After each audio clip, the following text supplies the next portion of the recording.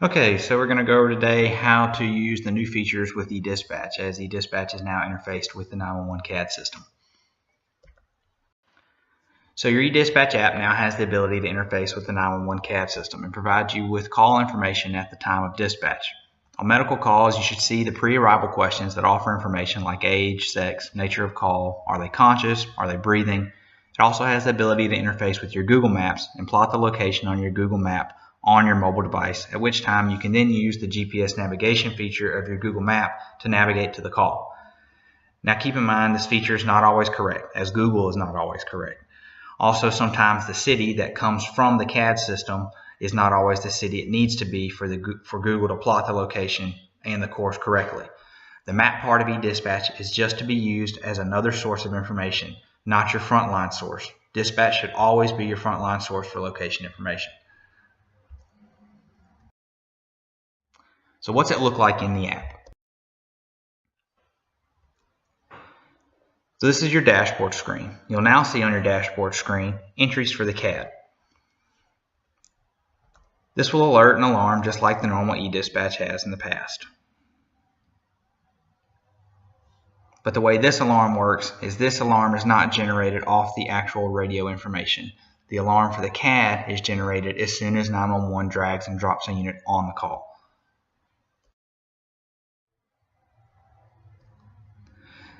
So let's look at the differences in the menu. To access your menu, you're going to hit the little ED icon in the top left corner of your dashboard. You'll now see the CAD option here in the menu. So the CAD menu. Once there in the CAD menu, you can select the EMS CAD to see a history of the alerts. Basically, a history of the calls. Here's what the alert history looks like. This will come in handy later when you're going back and looking up mileage or call info. Also handy to see what the unit's done before you got to work, or maybe to figure out which unit's up for the next call.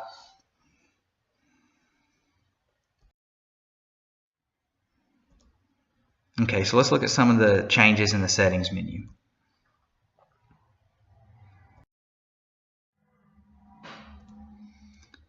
So, if you didn't already know, this is a fairly new feature to where you can shut all the alerts off in one button instead of having to go into each one and turn them off like we used to.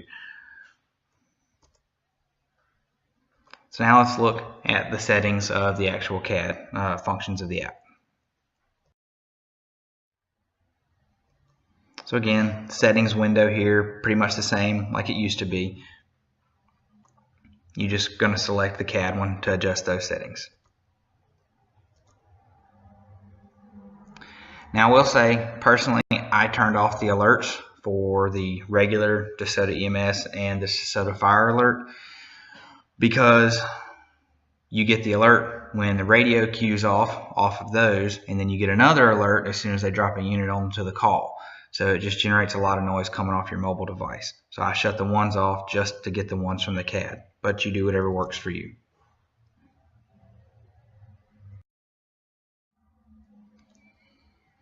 So again, once you're in the CAD settings window, this window is no different than the settings from the other alerts.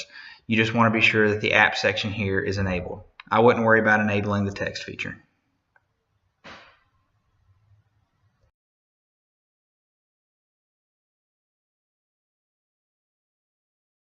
It goes off on your device. So there are two sections to the alert. The alert and the narrative. The alert is what you see here. You have information such as nature, which will either be medical, fire, alarm, NVA, or some different other natures.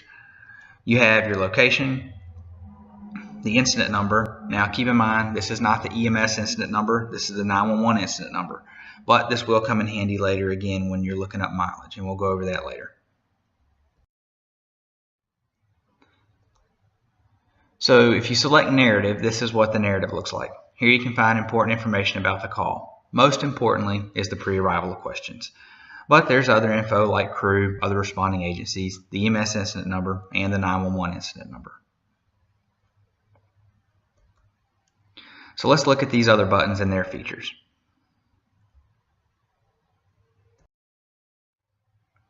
The Map It feature. So from the alert or the narrative section, you can select Map It. to use the GPS navigation features.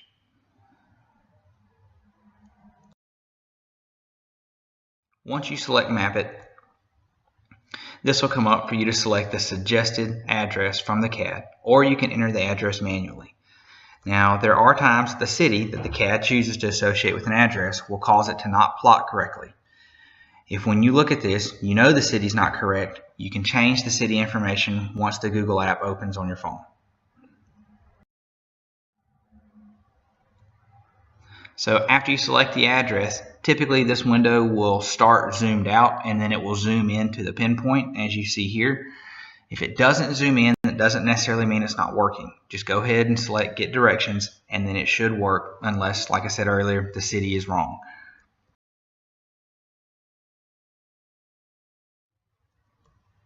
So after you select Get Directions, your mobile device will open up the Google Map app on your phone automatically, and then it will plot your course as you see here. Then you can just select Start to get your turn-by-turn navigations. A note, you'll notice here that the estimated time of arrival for this call is 15 minutes travel time. If when you look at that, it says like 2 hours and 48 minutes or 43 minutes, and that just seems a little long, be sure up here at the top which mode of transport is selected.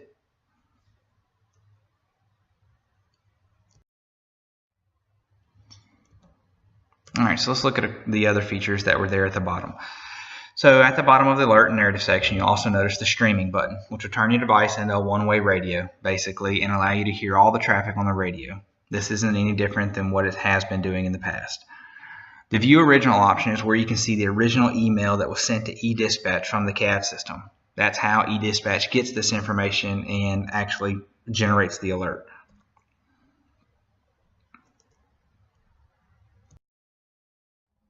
So if you do select the View Original, this is what it looks like. It's basically the exact same thing you see on the narrative section.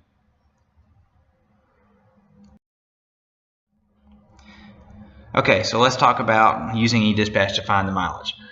So I mentioned how having the 911 incident number displayed here would help you in finding the mileage. So here's how I do it. So first, I look at the incident number here. I usually just look at the last 5 numbers and just remember those. So nothing's changed as to where the mileage information is located. It's still in the email that's sent to the DeSoto Parish EMS at Gmail account after the call is completed. One of the problems I found before was trying to figure out which email was related to your call. Before, the only way to really do it was to know about what time your call was and then to use that time to look at the subject line of the emails and hope yours wasn't the same as someone else's time. But now, since you know what the 911 incident number is from edispatch, you can just find that number in the subject line.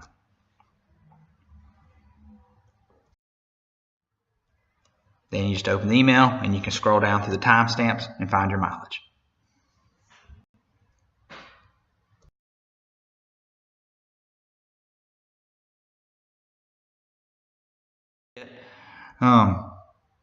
If you do have any questions, feel free to give me a call. You can get my number off the employee call list.